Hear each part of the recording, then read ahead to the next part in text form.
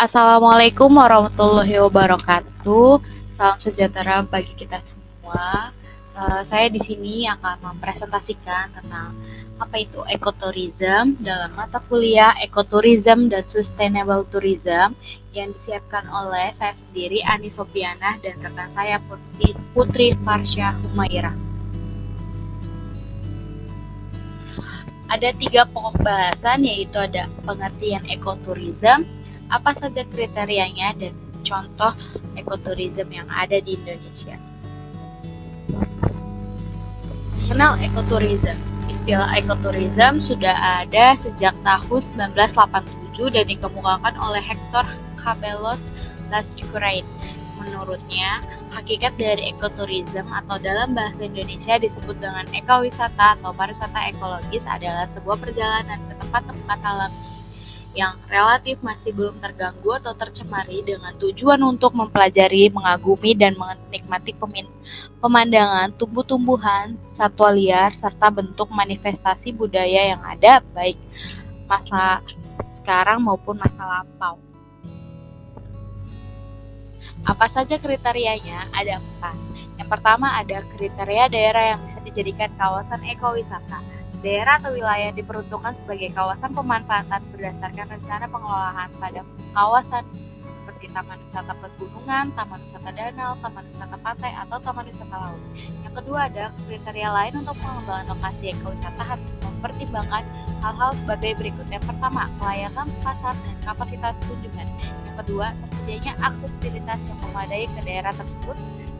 Yang ketiga, potensi yang dimiliki daerah untuk dijadikan kawasan ekowisata. Ketiga, ada kriteria pemilihan ekowisata. Daerah itu harus memiliki keunikan yang khusus, tidak terdapat di tempat lain, seperti Kepulauan Nias, Pagai, atau Egando, yang memiliki etnis berbeda dengan suku bangsa lainnya di Indonesia. Yang keempat, kriteria ekotourism berbasis masyarakat. Jumlah pengunjung terbatas atau diatur sesuai dengan daya dukung lingkungan dan sosial budaya masyarakat atau FIMES tourism.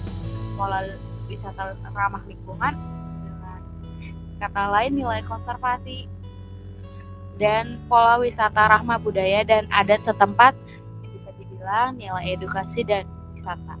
Selanjutnya akan dijelaskan oleh rekan saya, Putri Farsya. Dipersilahkan. Baik, terima kasih Ani.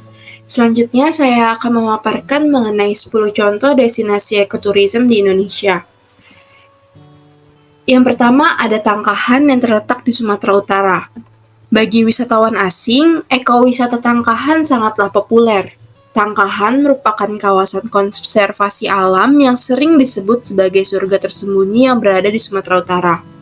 Karena selain ada gajah liar, Tangkahan juga memiliki pemandangan hutan yang masih alami, udara segar, serta sungai dengan air jernih.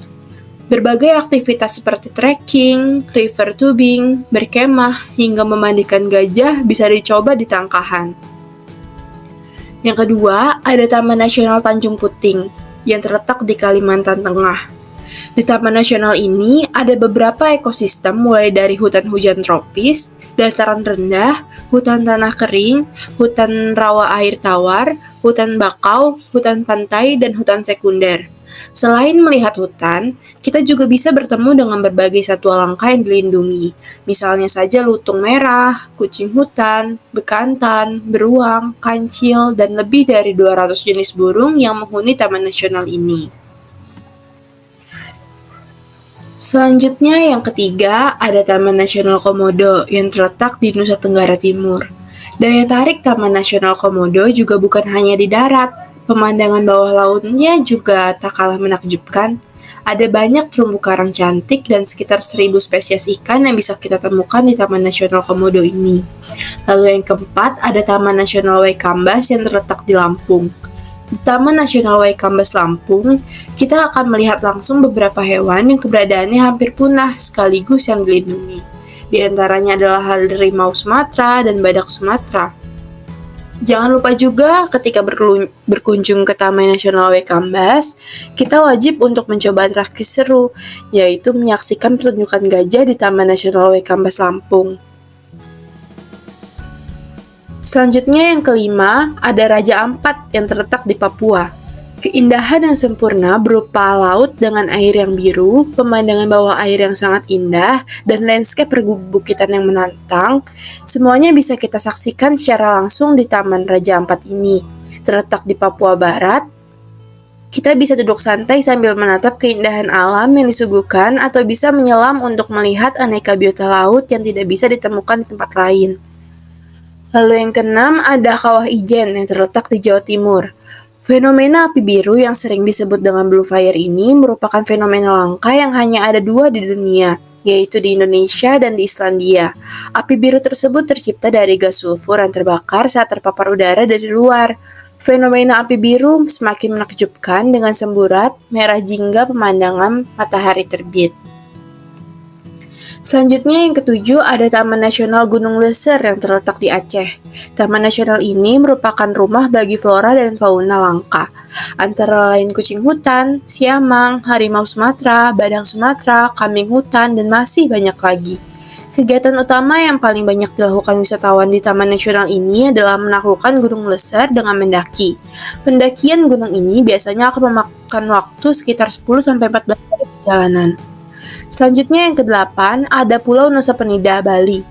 Pulau kecil ini memiliki daya tarik yang luar biasa berupa pantai pasir putih yang eksotis seperti di Pantai Atuh, Nusa Penida, dan pemandangan yang menakjubkan dari atas tebing di bagian selatan Pulau Nusa Penida yang menghadap langsung ke Samudra Hindia.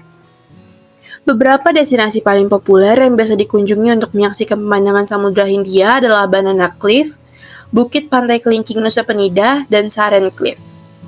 Selanjutnya yang kesembilan ada Taman Nasional Bunaken yang terletak di Sulawesi Utara.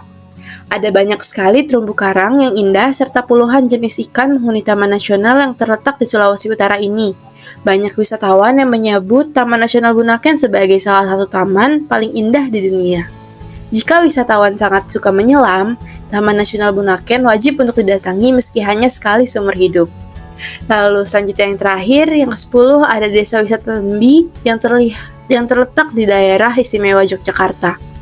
Di Desa Wisata Tembi, Yogyakarta ini kita bisa menghirup udara segar, menikmati pemandangan hijau area sawah, dan merasakan secara langsung kearifan budaya lokal. Semakin seru karena kamu bisa berkeliling desa dengan mengendarai andong, becak, kereta mini, atau sepeda ontel. Bagi kamu yang ingin menambah pengalaman bercocok tanam, ada paket wisata khusus. Satu lagi, Desa Wisata Tembi juga punya Museum Rumah Budaya Tembi sebagai daya tarik lainnya. Di museum ini, para wisatawan bisa menemukan berbagai benda pusaka Jawa seperti keris, gamelan, dan masih banyak lagi. Ya, sekian, terima kasih atas presentasi yang kami berikan. Kurang lebihnya mohon maaf. Wassalamualaikum warahmatullahi wabarakatuh. Terima kasih sudah menonton.